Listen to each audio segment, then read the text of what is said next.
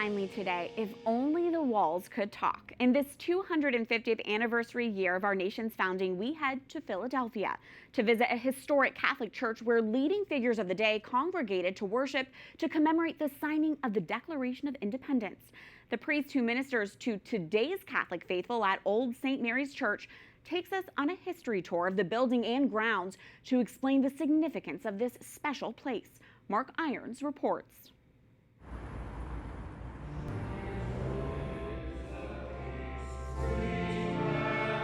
To worship in Old St. Mary's Church in Philadelphia is to be a living part of American history.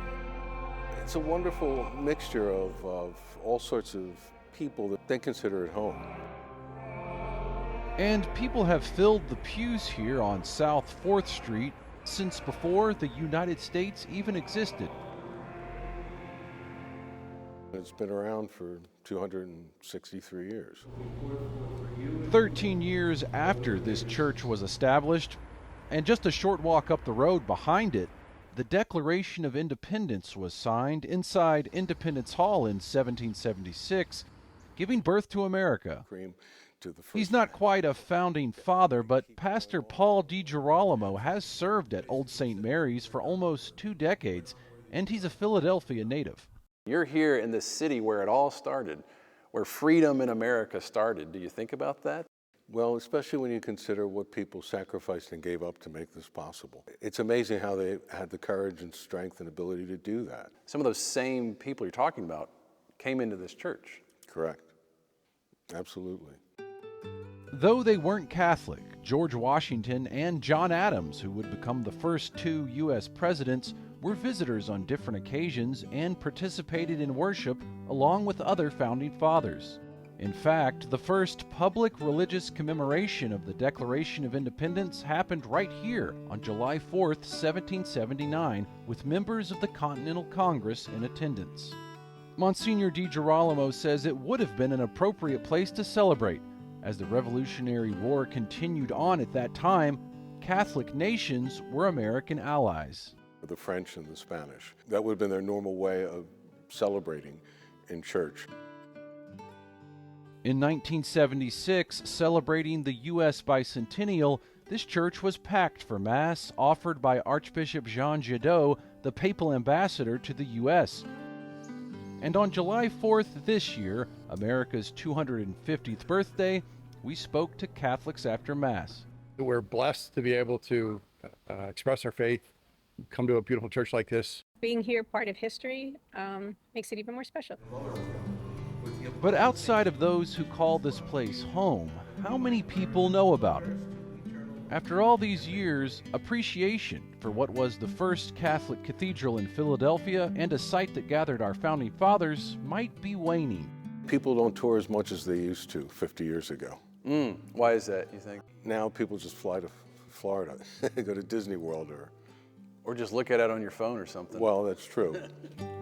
But this church, with foundations older than America, deserved our full attention, and we got the tour that even George Washington likely missed. From the boiler room and basement, 50 years old, I wish I could play it. Through narrow passages in the choir loft, past the sanctuary chandeliers that used to hang inside Independence Hall, and up old wooden ladders to the attic to place our hands on 1700s history. Original structural beams for St. Mary's Church. How often do you come up here? It's been a number of years. I'm sure it's 6 or 8 years since I've been up here. But perhaps the most significant part of Old St. Mary's history lies with those Catholics who rest in the graveyard outside. Who are some of these folks buried here? Well, there's some very interesting people buried here. It's amazing you should ask that. We saw the grave of John Barry, considered by many the father of the U.S. Navy, and Thomas Fitzsimmons, one of only 2 Catholics to sign the U.S. Constitution, and Matthew Carey, a publisher who printed the first Catholic Bible in the U.S. Rembrandt Peale painted portraits of the Founding Fathers. His wife, Harriet Caney Peale, is buried here. There are members of the armed forces buried here from the Revolutionary War through to the Vietnam War. Wow. Including Stephen Moylan, an aide to General George Washington during the Revolutionary War. Washington needed willing soldiers, including Catholics, to help in the fight for independence.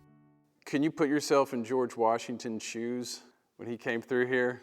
I think he had an understanding that they were all going to be his army. And so I would think he would want to get to know their own peculiarities. So the Germans, the Irish, I'm assuming they all drank beer. They probably had a good pint together, I assume. 250 years into the American experiment, the living history of Old St. Mary's Church is just one chapter in a greater story.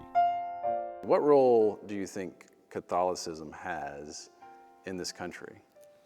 I think it's a vital part of the country because it helps preserve a moral compass and a morality and an understanding that it can easily get lost in the modern world today. Mark Irons, EWTN News In Depth.